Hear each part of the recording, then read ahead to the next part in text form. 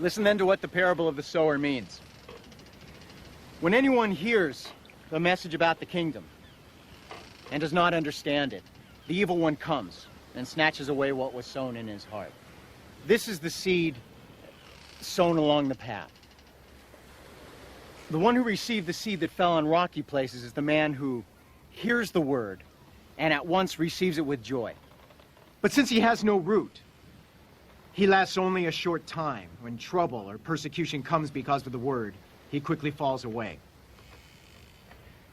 The one who received the seed that fell among the thorns is the man who hears the word. But the worries of this life and the deceitfulness of wealth choke it, making it unfruitful.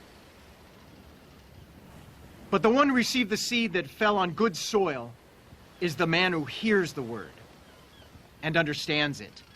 He produces a crop, yielding 100, 60, or 30 times what was sown.